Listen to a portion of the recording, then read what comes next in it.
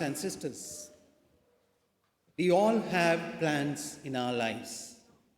We do plan from morning till evening, not only for the day, not only for tomorrow, not only for the next week, even for another 1 or 2 years ahead, we begin to plan.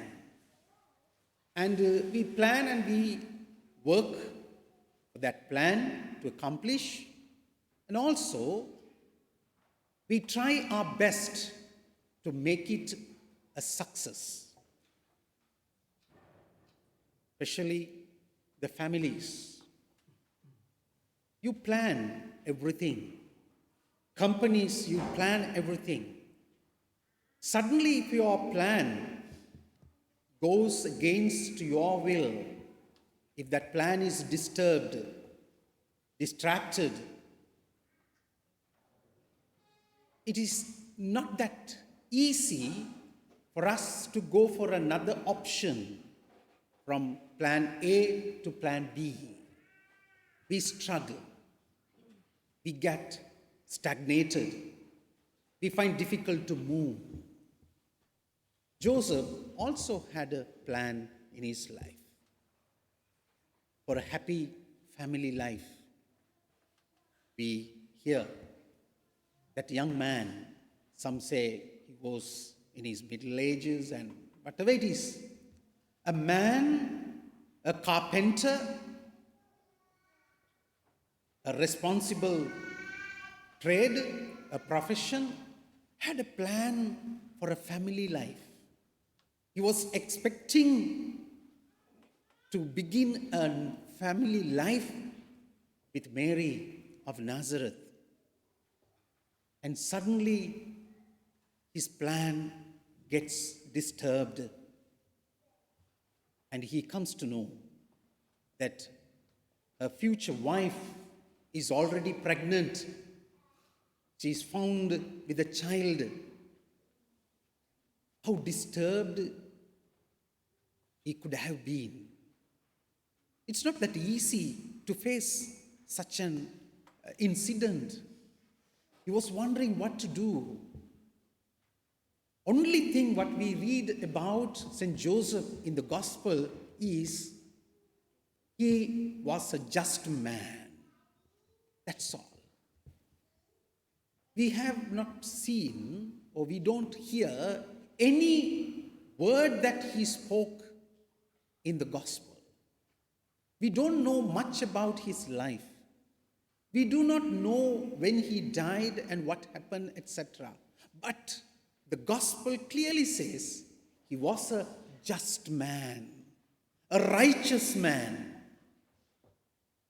That the quality of a just man, righteous man, is immediately we see in action that he did not want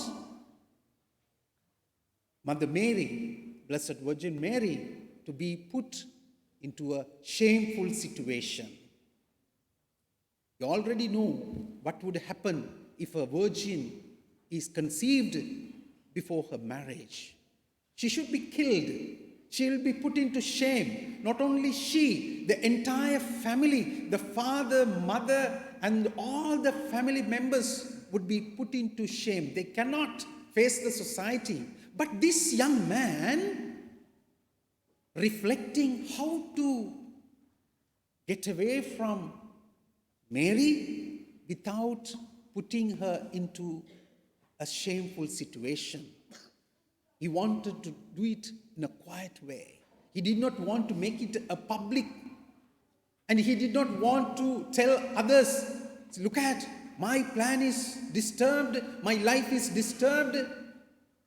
He was quietly, silently reflecting. Then the angel of the Lord came and explained everything. The Gospel says, when he woke up from the sleep, he did as the angel of the Lord commanded him. We live in a very noisy world. Everywhere there is noise. I have a friend of mine. He's a music teacher back home in Sri Lanka, a young guy.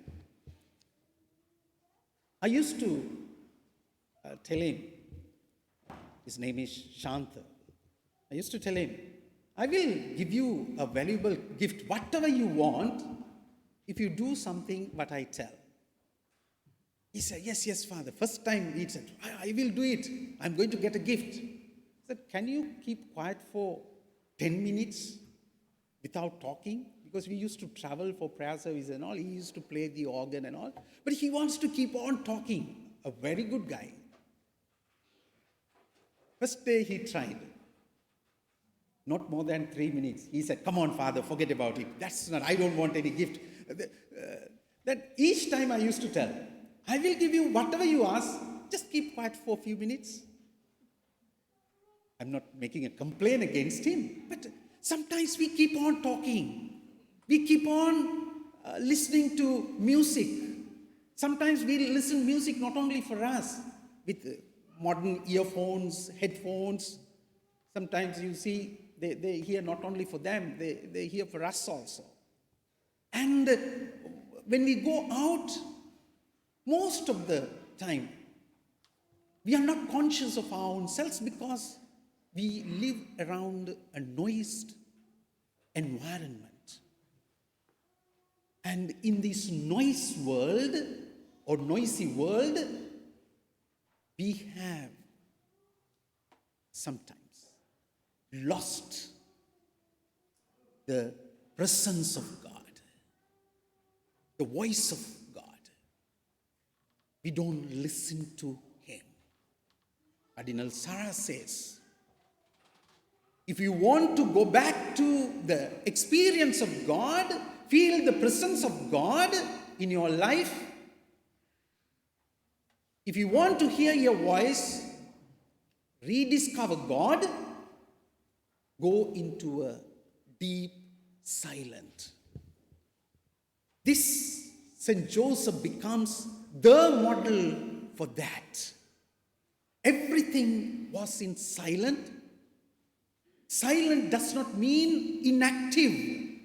He is active, communicates with God, listens to God, and does according to the way God wanted him to act.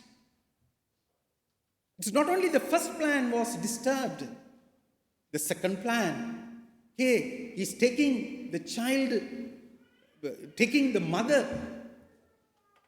to Bethlehem when he could not find a place. How much he could have been disturbed. He's going to his own village, own country. No one was there to welcome them. No one was to give them a place. How disturbed he could have been. He does not grumble. He does not complain. He does not look back. He is not broken. With all the challenges, silently listens to the voice of God.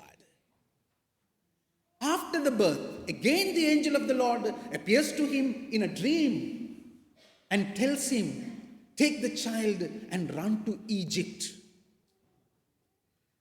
He did not want any explanation. He did not want to argue with the Lord. Come on, I was a carpenter. I was doing my profession well, and you put me into this trouble. No argument, nothing. Just surrenders himself and does what the angel of the Lord told him. He takes the child and the mother and goes to Egypt. And again, they want to come back to Bethlehem, Jerusalem. Again, the angel of the Lord would say, don't go there. And they go to Nazareth. My dear brothers and sisters, the feast of St. Joseph reminds us nothing but to be faithful to God and listen to his voice. We are also disturbed. We are also confused. Sometimes our plans are scattered, broken into pieces.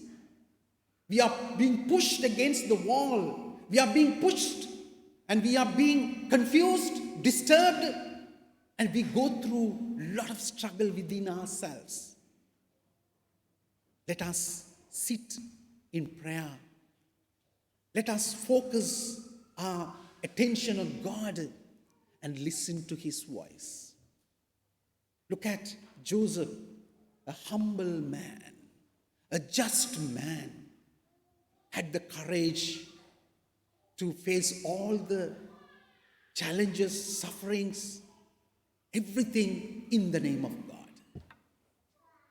And he became the protector of the Holy Family. He played a silent role in the plan of salvation.